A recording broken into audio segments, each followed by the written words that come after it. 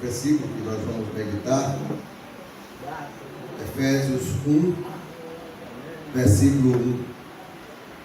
Efésios capítulo 1, versículo 1. Nas primeiras leituras da Bíblia, lá atrás, eu ficar desconfiado das genealogias, ali daquela parte de Levítico, né, dos rituais, das medidas, aquele negócio que Deus revelava a Moisés, e a outra era os inícios das cartas. O que eu vou tirar daqui? E à medida que a gente vai se relacionando com o Senhor mostra que a Bíblia, de ponta a ponta, é a palavra dele. Amém. Você pode não estar vendo agora, mas se você continuar buscando, o Espírito Santo vai te trazer a palavra que está escondida ali, a direção que está escondida, que é para as nossas vidas. Amém? Efésios 1, 1. Vamos ler juntos? Não é grande, né?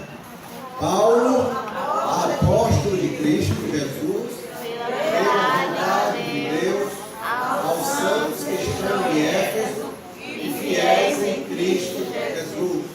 Deixa eu um pouquinho, Vitória. Um pouquinho. Paulo, apóstolo de Cristo Jesus, pela vontade de Deus. Qual é o cenário? Aqui é Paulo, apóstolo Paulo, escrevendo uma carta aos irmãos que moram na cidade de Éfeso. E onde é que está Paulo nesse momento?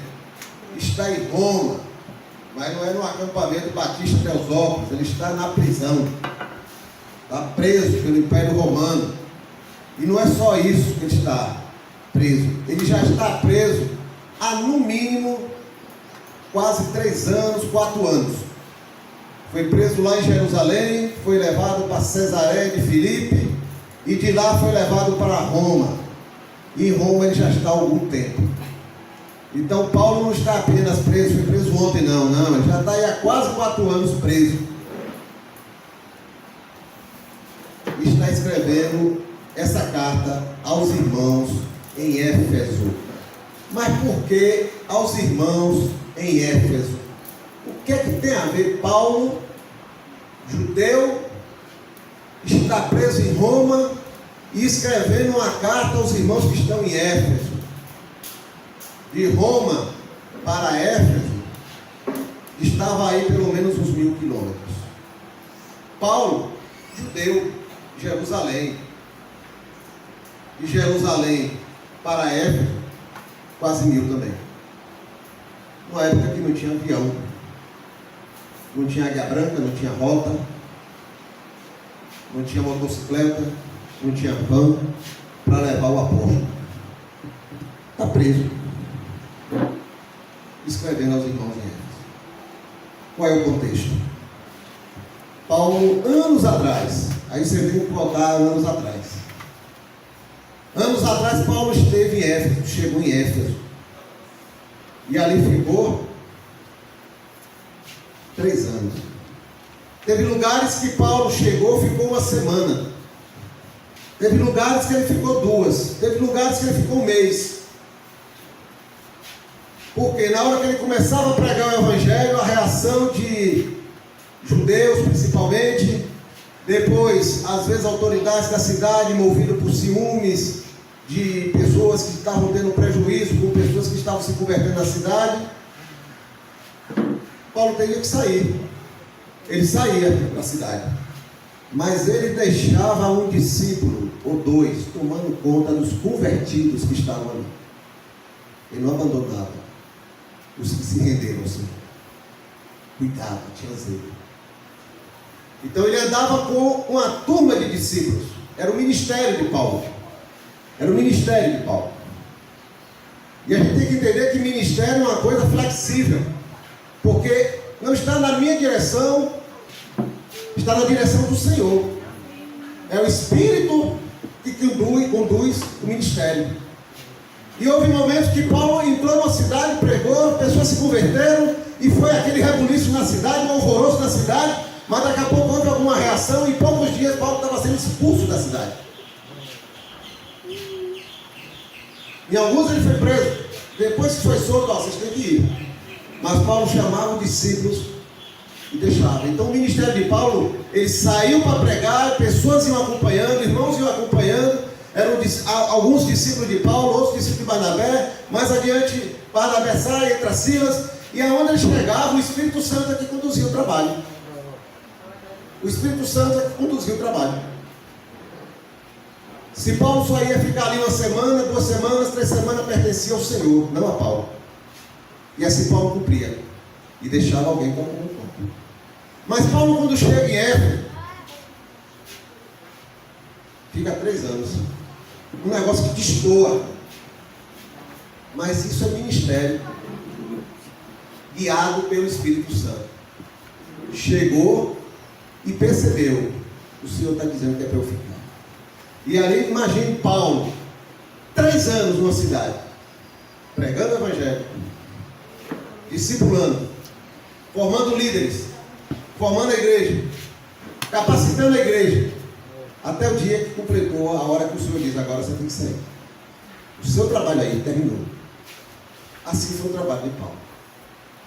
Então Paulo está escrevendo essa carta a quem? A estes irmãos que ele esteve lá em Éfeso.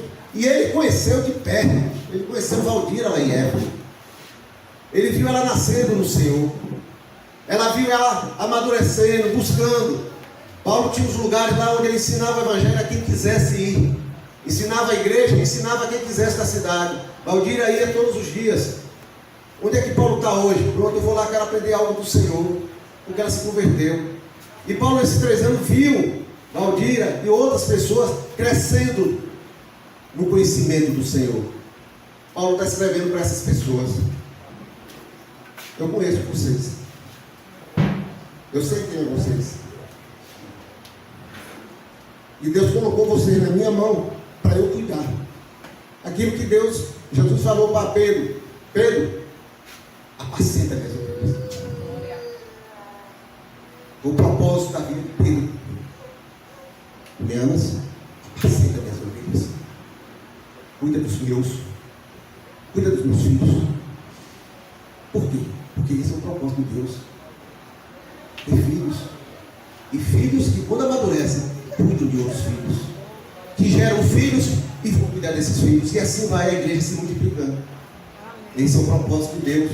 Então Paulo está aqui escrevendo a esses irmãos. Esse é o contexto.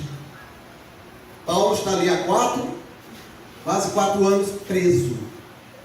2 anos em Cesareia e quase 2 anos já em Roma. Fora aquela viagem que teve o naufrágio. Tudo isso aconteceu.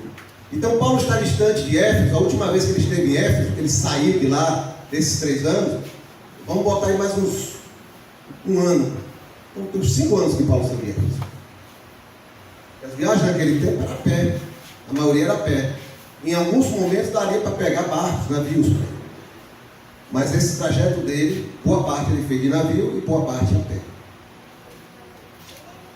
Paulo, apóstolo de Jesus Cristo, apóstolo de Cristo Jesus, pela vontade de Deus, aos santos e fiéis que estão na congregação Batista Teosófilo da Urbe Esparta.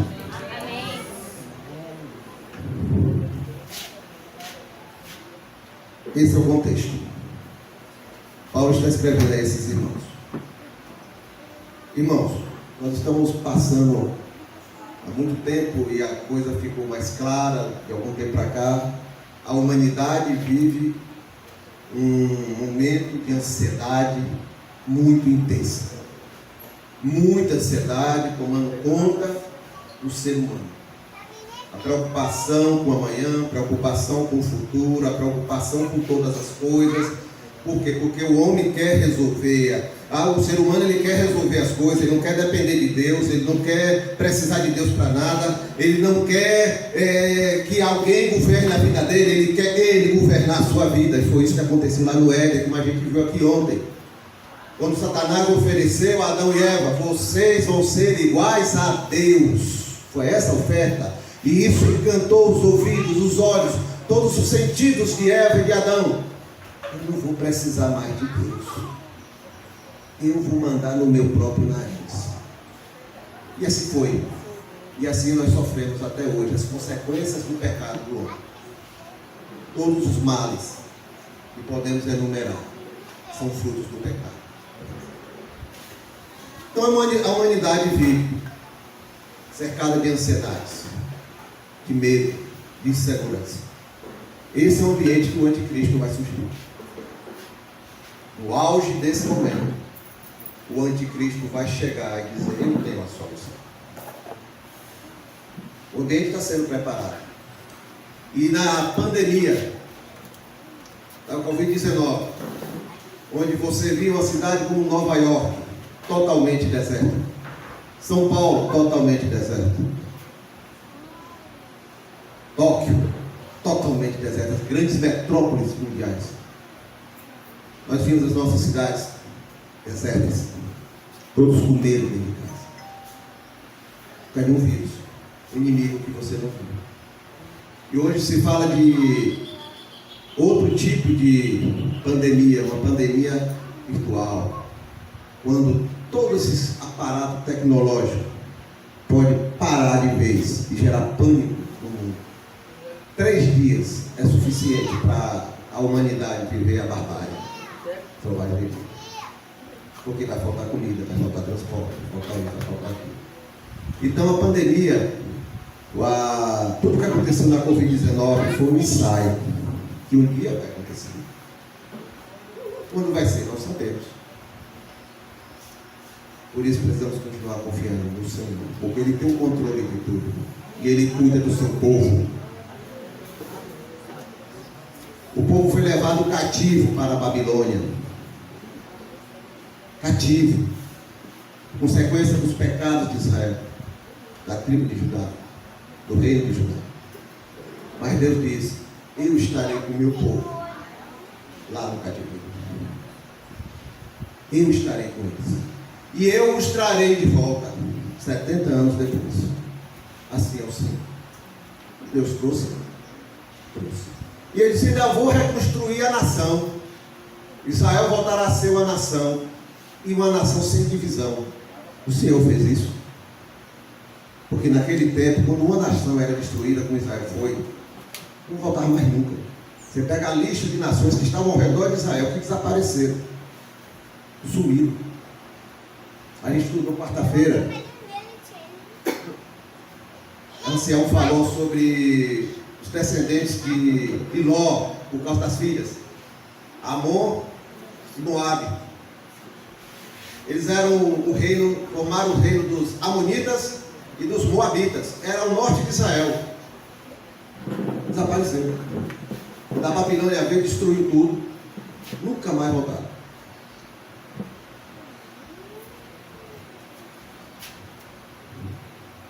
Irmãos, muita gente testemunha, ouviu tempos difíceis.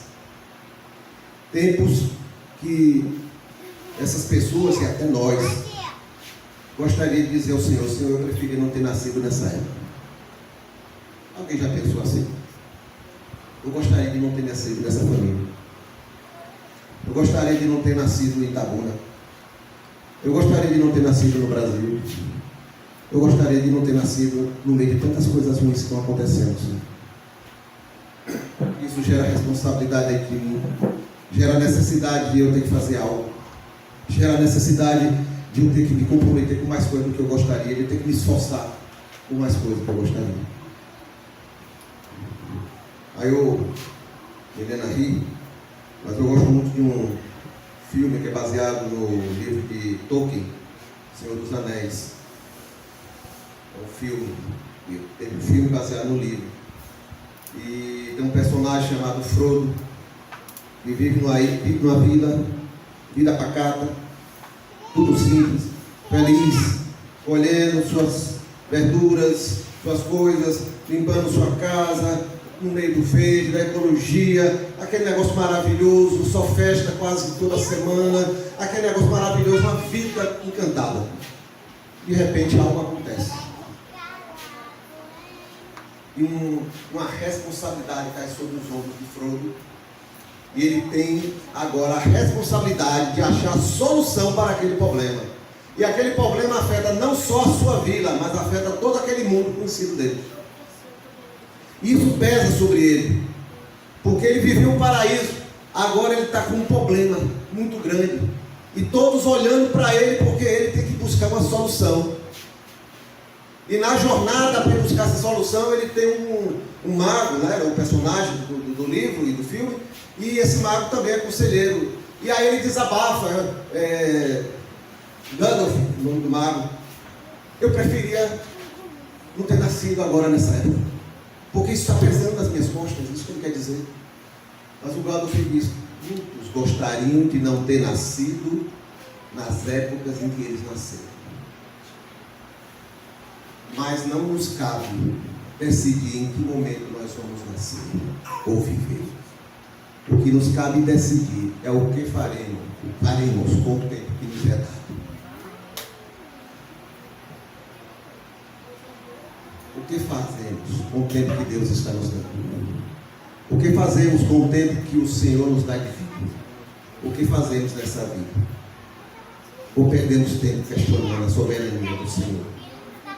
Ontem vimos aqui: o Senhor é Deus, soberano, Rei do universo, dono de todas as coisas.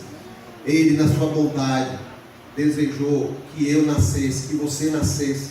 E Ele nos criou, e nos criou para sermos um dia filhos dele, desejarmos ser filho dele. E eu vou ficar agora questionando o que esse Deus soberano fez. Quem sou eu? Eu sou uma criatura desse Deus, que quer que eu seja filho dele. Nem vida eu teria se ele não quisesse que eu tivesse. E ele me criou, e ele está me chamando para ser filho dele, o Deus do universo. E eu estou achando pouco, e quero mandar no meu nariz, e quero viver uma vida que Deus não me deu. Vivo uma vida fictícia, uma vida de máscara, uma vida de personagem, uma vida onde eu não tenho sentido nessa vida, uma vida que me traz sofrimento, que me faz me esconder dentro de mim mesmo, uma vida que não tem sal, não tem sabor, porque eu não quero viver o propósito para o que Deus me criou. Ontem nós cantamos aqui: eu sou livre, livre do quê? Livre do pecado, livre do quê? Livre das minhas máscaras, livre do quê? Livre dos personagens.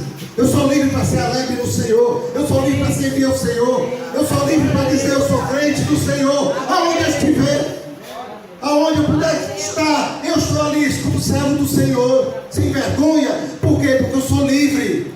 Não é Satanás que vai me aprisionar, não é o pecado que vai me aprisionar, não é a sociedade que vai me aprisionar, não é eu ter que carregar máscara para eu viver numa sociedade. Eu tenho que ser eu. Se eu sou alegre, eu quero ser alegre onde eu estiver.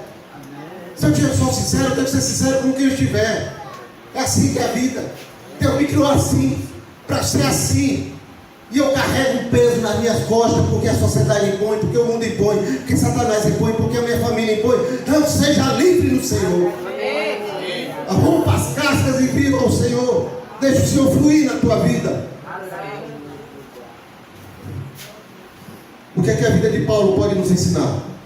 Só 3 pontos rápidos.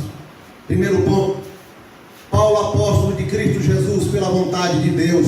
Paulo, seguidor de Jesus, ele se apresenta como apóstolo de Jesus. O que isso quer dizer? Eu sou apóstolo de Jesus, meus irmãos em Éfeso. Eu sou apóstolo de Jesus. Isso quer o quê? Ele está dizendo: a minha credencial é essa aqui, ó. A minha credencial é essa: eu sou apóstolo de Jesus. Eu sou apóstolo de Jesus, eu sou seguidor de Jesus. Quem determina a minha vida é o Senhor Jesus. Quem diz como eu devo ser é o Senhor Jesus. Meu padrão é o Senhor Jesus. Quem me corrige é o Senhor Jesus. Meu padrão é Ele. Meu modelo é Ele. Isso é Jesus. Meu Senhor é Ele. Eu não sou Senhor sobre a minha vida. É Ele que me manda. É Ele que me governa. E quando eu erro, Ele me corrige. E eu amo Ele por isso, porque Ele cuida de mim. Ele zela por minha vida. Eu sou seguidor de Jesus. Eu sou seguidor de Jesus. Então a primeira credencial dele não é os títulos que ele tem, não é o conhecimento que ele tem, não é o tempo de igreja que ele tem, não é o talento que ele tem, não é o nome na sociedade, o nome de uma família poderosa. Não, o que ele tem é dizer: eu sou seguidor de Jesus. Isso é mais importante do que qualquer outra coisa. Ser seguidor de Jesus onde eu estiver, isso me dá liberdade. Eu sigo meu mestre. Eu sigo meu mestre. Eu não sou preso nas artimanhas desse mundo. Eu não sou preso nas artimanhas de Satanás. Eu sou seguidor de Jesus. É isso que eu tenho de maior valor na minha vida. É isso que nós temos pensado. É assim que nos avaliamos. Que Jesus é a parte mais preciosa da nossa vida. Jesus é o maior tesouro das nossas vidas.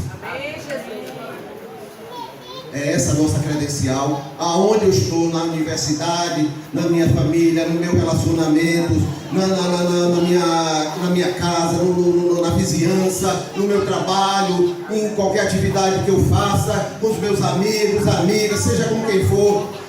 A minha credencial é o quê? Não porque eu trabalho em tal lugar, não porque eu estudei em tal lugar, não porque minha família é assim, não porque meu pai tem isso, não porque não sei o quê. Não, eu sou seguidor de Jesus. Amém. Isso aqui tem que nos orgulhar de que Jesus está governando as nossas vidas. E apresentar essa credencial. E a reação de quem está lá, problema dele. Ele se torna seguidor de Jesus para entender isso. Segundo ponto, sobre a vontade de Deus. Paulo, apóstolo de Cristo Jesus, pela vontade de Deus. Paulo fala da vontade de Deus. Paulo não usou essa expressão como se fosse uma força de expressão. Não, eu estou aqui pela vontade de Deus. Paulo sabia o que estava falando. Ele não falou à toa só para agradar a Angélica. Não, mano, eu estou aqui pela vontade de Deus. Não. Olha, eu estou aqui pela vontade de Deus. Eu sou apóstolo pela vontade de Deus. Porque se ele não quisesse, eu não segui. Eu não segui. Então ele reconhece o que é a vontade de Deus. Ele sabe o que é a vontade de Deus. Ele ficou aquele tempo todo lá em Éfeso, anos atrás. E ele disse: eu fui porque Deus me levou. Eu fui porque o Senhor me conduziu até ali. Porque dentro dos planos de Paulo, Paulo não iria para aquelas bandas, anos atrás. Mas Deus fez ele seguir aquele roteiro, mudar o roteiro dele.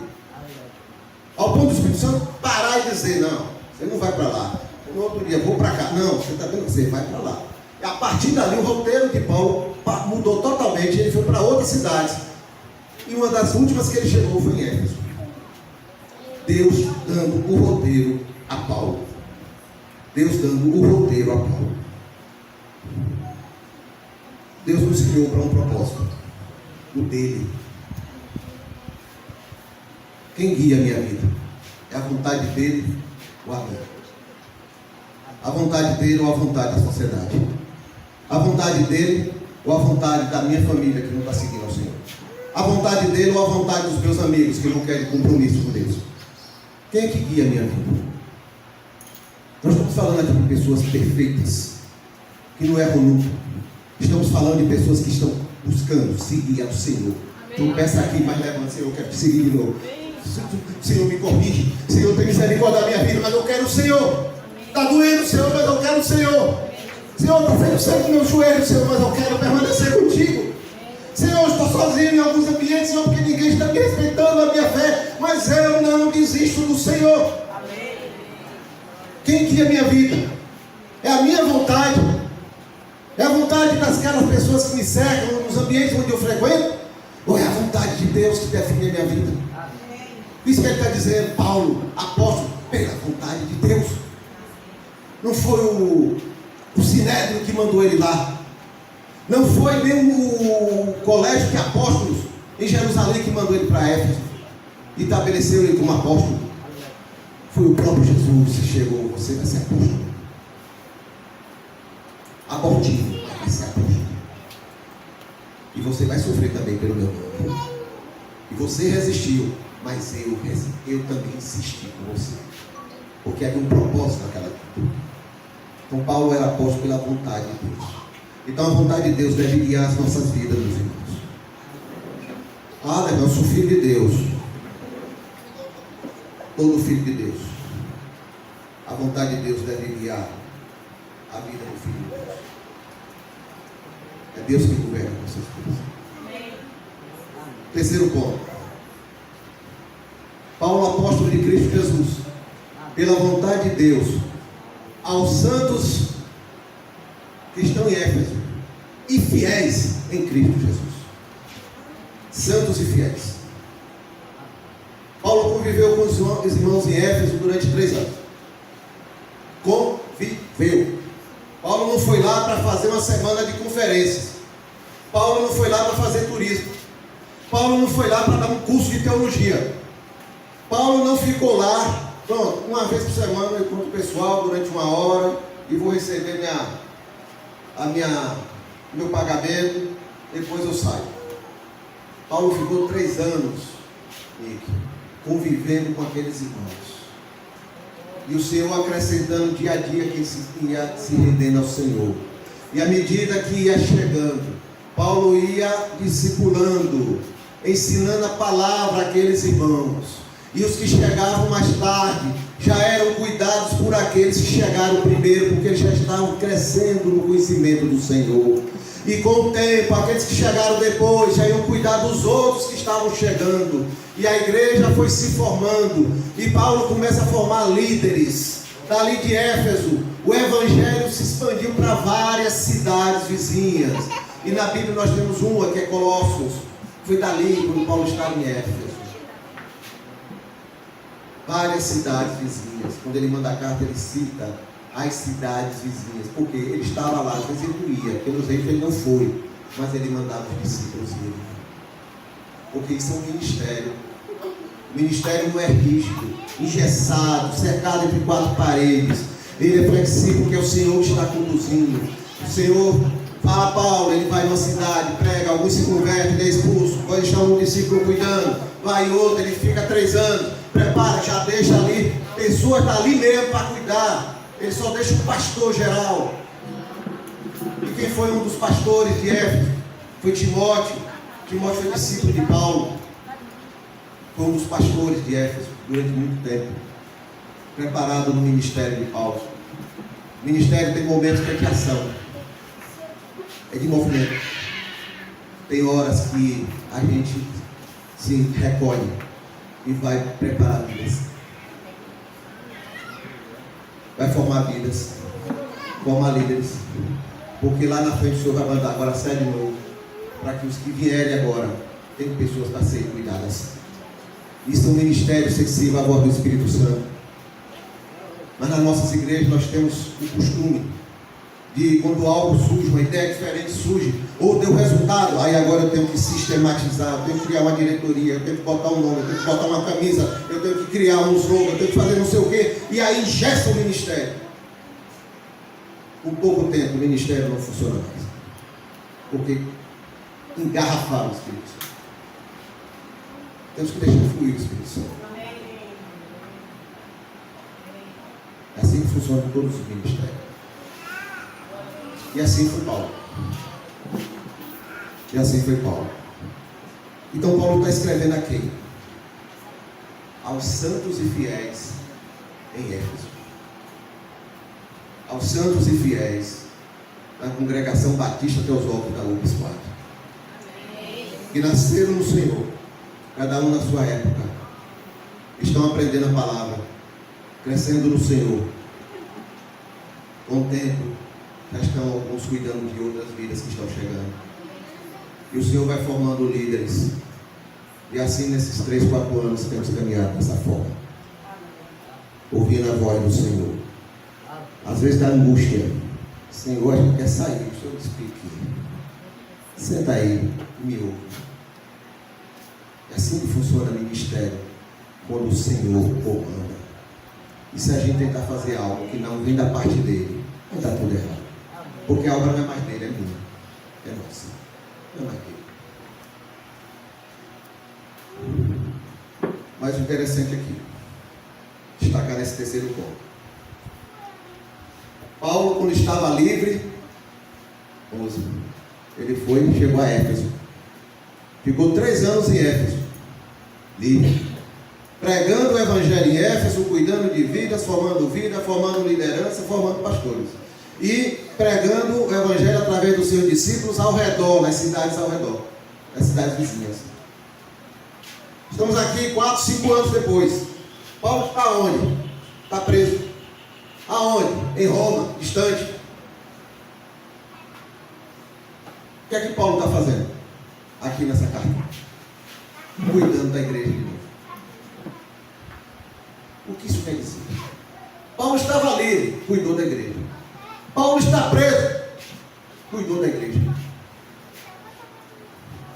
As perseguições, as limitações da prisão, o desconforto natural para qualquer ser humano na situação que Paulo estava, nada impediu dele, como seguidor de Jesus, cumprir a missão que Deus deu a ele. Deus havia dito: é importante que você vá para Roma. Por isso que quando o naufrágio estava prestes a acontecer, ele disse: ninguém vai morrer, porque o meu Senhor. E ele estava ali diante de capitães romanos. Roma tinha Deus à vontade, deuses à vontade, mas o meu Deus disse que ninguém vai perecer, porque eu tenho que estar em Roma. Olha, glória a Deus. Eu tenho que estar em Roma. Veja como o Senhor é soberano. Jonas desobedece, Deus bota o barco quase a pique por causa de Jonas, até descobrir Jonas. Jonas disse: me joguem para fora, porque o negócio é comigo. Aleluia. Paulo está no barco, o barco está quase a pique. Paulo disse: ninguém vai morrer, porque o Senhor está comigo.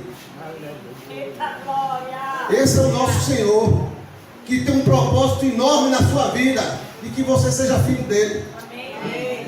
Um propósito eterno, que vem do soberano, do dono do universo, Rei do universo. Esse é o nosso Senhor. Então Paulo está aqui em Roma, preso, escrevendo a carta aos irmãos em Éfeso, cuidando da mesma igreja que ele cuidou durante 3 anos, preocupado com a igreja, porque ele disse: é minha missão. Essa foi a vontade de Deus, que eu fosse apóstolo da igreja, apóstolo de Cristo Jesus para a igreja, formar a igreja, cuidar da igreja, cumprir a missão. Domingo atrasado, não foi?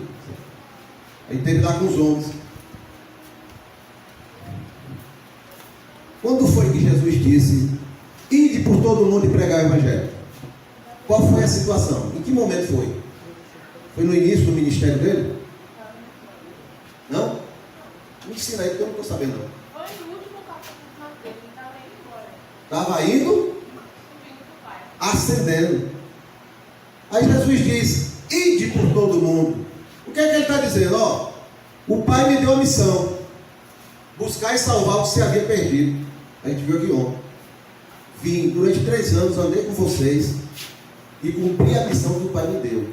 Agora é o seguinte: o restante da missão é com vocês. Portanto, ide e completai a minha missão. Por isso que somos cristãos. Damos sequência à vida de Cristo e à missão de Cristo. E Paulo está fazendo isso, dando sequência à missão que o Senhor lhe deu. Deus também espera que eu tenha essa atitude no tempo que se chama hoje, diante da minha geração, diante da sua geração. Você tem cuidado da missão que Deus te deu, que é ser filho de Deus, gerar outros filhos de Deus e cuidar desses filhos que foram gerados. Assim como Paulo, nós nascemos, cada um dentro de um contexto familiar, cultural, na cidade que nascemos, as nossas famílias, nas famílias que nascemos, nas histórias que as nossas famílias têm. Nós chegamos naquela família e encontramos já um cenário que se desenvolve há longos anos, e entramos e somos afetados por esse cenário, sofremos consequências de sermos vítimas desses cenários, mas um dia encontramos o Senhor, e o Senhor muda o cenário das nossas vidas.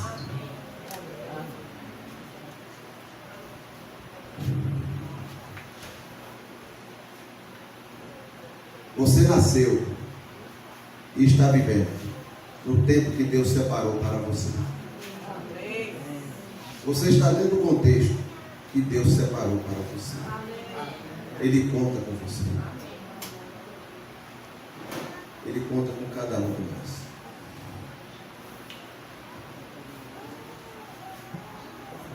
Quando confiamos no Senhor, nos rendemos ao seu propósito, o Senhor nos leva a viver e a fazer coisas que não entendemos. Porque é Ele que nos conduz. É Ele que faz, o agir é dele. Quando confiamos em viver e fazer as coisas que o Senhor nos ensina, Ele nos leva além, como a gente está cantando. Além dos nossos limites. Porque a gente não sabe como as coisas acontecem no mundo espiritual. Por isso precisamos confiar no Senhor, porque Ele sabe. E Ele tem todo o controle. E quando Ele nos pede algo, Ele sabe aonde isso vai terminar, se nós obedecermos.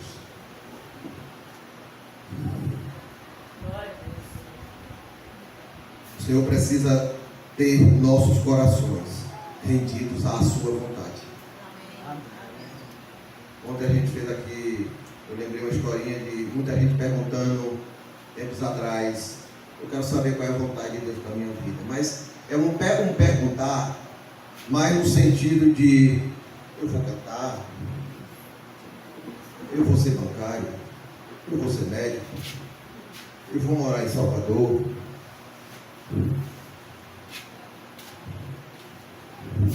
Eu vou ter talento assim como Paulo tem. Senhor, eu quero saber a sua vontade na minha vida. Eu vou ter muito dinheiro. Eu vou casar. São perguntas em torno de nós mesmos. Só em torno de nós mesmos. A gente não pergunta, Senhor, o que o Senhor quer da minha vida? Eita glória! O que o Senhor quer da minha vida? Na jornada bíblica nós estamos estudando agora o que é Abraão. Ainda não conseguimos terminar, porque Abraão é uma vida cheia de ensinos. Abraão recebeu o aviso. Abraão, Deus se apresenta e diz: Abraão, vai para a terra que eu te mostrarei. Anda na minha presença e eu te abençoarei. Eu tenho algo para fazer através da tua vida. Da tua vida eu vou gerar uma grande nação. Ele está falando a um homem idoso que vive com uma mulher idosa que é estéril. E Deus diz: eu vou te abençoar, confia em mim, mas me obedece e anda na minha presença. Abraão saiu da terra. É fácil a gente ler hoje a Bíblia, né, Anselmo? Ler a Bíblia e dizer: oh, Abraão recebeu o chamado e saiu e foi andando e não sei o que, e aí aconteceu isso, e aconteceu aquilo, parecendo um livro de história. Irmãos, isso é a nossa vida. Isso é a nossa vida. Tudo que está na Bíblia é para as nossas vidas. É para nós olharmos a história, por exemplo, de Abraão e dizer como foi que Abraão se relacionou com Deus, como foi que Deus se relacionou com Abraão, como foi que Deus abençoou Abraão, como foi que a desobediência de Abraão gerou problemas. Então tudo isso reflete na minha vida, eu tenho que entender essas coisas. Deus mandou Abraão sair da terra dele, daí no meio da família, e ir para uma terra que eu te mostrarei, e lá eu vou te abençoar. Deus tem mandado a gente sair de vários lugares da nossa vida, e Ele diz: eu te abençoo se você sair, eu te abençoo se você largar esse problema que está na sua mão, eu te abençoo se você for para onde eu estou te mandando, eu te abençoo para onde eu estou dizendo que se você se libertar disso, se você soltar a mão disso, eu te abençoarei. A vida de Abraão não está ali à toa. O Senhor está dizendo: entende meu propósito, abraça meu propósito e eu te abençoarei. Eu quero. Abraão foi um meio para Deus alcançar algo. Abraão foi um instrumento, um vaso na mão de Deus para Ele alcançar algo através da vida de Abraão. E Deus quer alcançar muitas coisas através da nossa vida. É só a gente se submeter a Ele. Na vida da nossa família, na vida do nosso trabalho, dos relacionamentos, onde a gente viver. Eu não preciso sair de Ur da Caldeia e ir para Canaã. Eu só preciso sair do contexto em que eu estou preso, viver um personagem dentro da minha vida e viver o que o Senhor quer que eu viva como filho de Deus onde eu estiver. Isso é sair de um lugar para outro. Eu não vivo mais na vida do personagem. Eu vivo a minha vida que o Senhor me deu. Eu sou livre para o Senhor. Amém. E não vou me importar com quem me critique. Não vou me importar com quem me fale. Não vou me importar com quem diz eu vou te abandonar. Abandone, me critique, me faça o que quiser. Mas eu vou seguir o meu Senhor. E o Senhor nos abençoa quando nós estamos segundo o seu. Todas as coisas cooperam para o bem daqueles que amam, daqueles que são chamados segundo o seu propósito. Isso é a palavra do Senhor. Nós entendemos, Ele é Deus, Ele é Criador, me criou e me criou para ser filho dEle. E como filho dEle eu vivi a vida à vontade dEle. E Ele nos alcançar através disso. E alcançar outras pessoas, e alcançar outros filhos de Deus para Ele. Eu sou um meio, um vaso, um instrumento. O problema é que a gente quer ser o artista da nossa própria vida. E Deus não aceita isso. Porque nós não somos deuses. Ele nos criou para Ele. E sem Ele, nada subsiste. Eu preciso dEle. Eu tenho que entender isso. Mas não é só entender teoricamente. É entender no dia a dia da minha vida. No passo a passo da minha vida. Em cada detalhe da minha vida. Paulo entendeu isso. Paulo entendeu. Paulo entendeu que Deus queria, através da vida de Paulo, que Paulo alcançasse outras vidas. E que essas vidas alcançadas fossem instruídas no Evangelho do Senhor, em todo o conselho do Senhor. E que essas vidas instruídas no conselho do Senhor, delas ali sairiam líderes, que estariam liderando parte da igreja onde estivessem. E que essas vidas vão alcançar outras vidas. E essas vidas também vão amadurecer e estarão cuidando de outras vidas. E a família do Senhor se multiplicando. Então Paulo entendeu o que era Deus queria através da vida dele. Através da vida dele. Paulo não deixou que a prisão impedisse dele viver o propósito de Deus para a vida dele. Livre, ele serviu ao Senhor e cuidou da igreja. Preso, ele serviu ao Senhor e cuidou da igreja.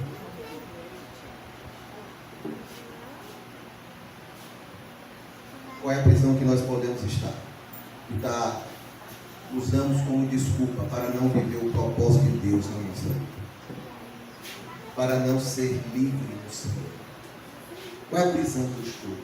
Porque uma prisão de algema, de parede, de soldados romanos cuidando de Paulo 24 horas para ele não fugir. Não impediu Paulo de proclamar o Evangelho. E até os soldados se converteram. A Bíblia resiste vários soldados. Paulo só tinha 6 horas para pregar o Evangelho para cada soldado. Porque trocava a cada 6 horas. E podia ser que aquele que esteve ali só voltasse daqui a alguns meses. Então Paulo tinha 6 horas para pregar o Evangelho. Ele pregava. E ele escreve. Eu não estou lembrando qual foi a carta. Para outra igreja. E vos saudam os da casa de César. O que é isso? César é o título do imperador de Roma. Paulo está preso em Roma, amando do imperador, sob os cuidados. Ele vai ser julgado pelo imperador. Os soldados que estão ali obedecem ao imperador. Humanamente é hora de eu me abater, de eu murmurar, de Deus me abandonou, eu não posso falar nada, não tenho ânimo para nada, eu não sei, eu não consigo nem respirar, a angústia toma conta de mim, eu não sei o que dizer, eu não sei como enfrentar essa situação. Mas Paulo prega o Evangelho, e o Evangelho entra na casa até do imperador, o palácio do imperador. Pessoas são se convertidas dentro do palácio do imperador. Aquele que está contra o Evangelho, está contra o cristianismo, não sabe, mas dentro do seu palácio, que era grande, muitos soldados, escravos, todo tipo de coisa, tinha muitos cristãos ali, debaixo das barbas dele, crescendo o Evangelho. Esse é o nosso Senhor. Como é que Deus faz isso? Não sei. Uma coisa eu sei, Ele fez. Como é que Deus vai fazer algo se eu tiver esse tipo de atitude? Não sei. E eu, graças a Deus que eu não sei, porque se eu soubesse, talvez eu quisesse dar uma ajuda. Não é? Então é Ele que faz. É Ele que faz. E quando é que Ele vai fazer? Não sei. Porque se eu soubesse, eu ia tentar interferir na hora exata. Peraí que eu vou dar um empurrão, está na hora. Não sei, mas ele faz. E quem ele vai usar? Não sei. Pode usar a pessoa mais improvável do mundo, no lugar mais improvável. Aquele que você ora, que você intercede, que você quer rendido ao Senhor. Deus usa quem Ele quer, na hora que Ele quer, da forma que Ele quer, porque Ele é soberano. Está tudo nas mãos dele, o propósito é dele. Ele diz: eu vou cumprir meu propósito. Eu quero filhos, muitos filhos. Eu quero levar uma geração santa. Eu quero levar uma nação santa, uma geração eleita, um sacerdócio leal, para estar comigo. É isso que o Senhor está falando. Esse é o propósito de Deus. Israel não entendeu isso, Abraão entendeu. Abraão entendeu que Deus queria formar uma nação. E você pega Abraão aqui no início de um relacionamento. Lá na frente Deus está dizendo: ele é meu amigo. Eu não vou esconder a ele o que eu quero, o que eu vou fazer. Ele revela a Abraão: a nação que vai vir de ti. Olha, e conta as estrelas. Conta as estrelas, Abraão. Assim será numerosa a tua descendência. E ele ainda disse: a tua descendência, Abraão, vai ficar escrava, mas eu irei libertar. 400 anos, mais de 400 anos antes, acho quase 600, Deus avisou Abraão. Cumpriu. Foi escravo. Deus libertou. Esse é o nosso Deus. Mas Abraão se colocou como vaso nas mãos de Deus, para que Deus conseguisse aquela nação. E por que Deus queria aquela nação? Porque aquilo que ele prometeu lá no Éden, nascerá aquele que vai pisar a cabeça da serpente. Tinha que nascer de uma nação. E Deus disse: eu não vou escolher as nações que estão na terra, eu vou formar uma nação a partir de quem eu escolher. E ele escolhe Abraão e a sua descendência, e gera, e lá na frente vai surgir Israel, a nação que o Senhor vai trazer, o Filho do Homem, como a gente cantou aqui ontem. Jesus nasceu de Israel. Mas Israel não entendeu o propósito de Deus através dele. Se rebelou, buscou idolatria, se desobedeceu ao Senhor, fez tanta coisa que desagradou ao Senhor. Mas Deus diz: mas é meu propósito, de que ele nasça nessa nação, e ele vai nascer. Nem que destrua uma parte, outra vai para o cativeiro, volta, um negócio esquisito. Você vê naquela época, quem estuda história antiga, entender como foi que Israel sobreviveu. Mas é porque Jesus ia nascer, e tinha que nascer numa nação que tinha a palavra, que tinha a palavra como lei. Aí você vai estudar o que aconteceu nos 400 anos entre o Velho e o Novo Testamento. Foi isso aqui, o amadurecimento da palavra, até que o tempo se cumpriu e o Cordeiro nasceu. E agora, o que é que faz com Israel? Deus sentenciou: eles têm que se arrepender. Tem que se arrepender para serem salvos. Por quê? Porque agora eu estou formando uma nova nação, cujo cabeça é o Senhor Jesus. Ele disse para Moisés: Moisés, eu quero formar em Israel uma nação santa, uma nação de sacerdotes, para que eles sejam referência no mundo. Está lá em Êxodo. Sejam uma referência no mundo do meu nome. O que é que Pedro, na carta de Pedro fala? Pedro está se referindo a esse versículo lá. Mas, igreja, vocês são nação santa, sacerdócio real, geração eleita, povo de propriedade exclusiva de Deus, para anunciar as virtudes daquele que vos chamou das trevas para a sua maravilhosa luz. Deus nunca desistiu do seu propósito. Ora, mas se eu não fizer, Deus nunca vai desistir do seu propósito. Ele vai arranjar outros meios. Você não quer ser vaso do Senhor. Irmãos, então nós somos destinados para viver e servir o propósito de Deus nessa geração, nesse contexto que nós nascemos. Paremos de lamentar o contexto que vivemos. Paremos de questionar por que eu estou aqui, por que eu não nasci em outra época, por que eu não nasci aqui, por que eu não nasci depois, por que eu não nasci em outra família. Eu gostaria de ter feito aquilo, eu preferia ter sido outro tipo de profissão, eu preferia não sei o quê, eu preferia ter nascido em outro país. Nós nascemos para o tempo e contexto que fomos destinados. O que é que Deus quer que a gente faça, que a gente influencie a nossa geração? Amém. Influencie o nosso contexto, influencie quem está ao nosso redor. Como influenciar?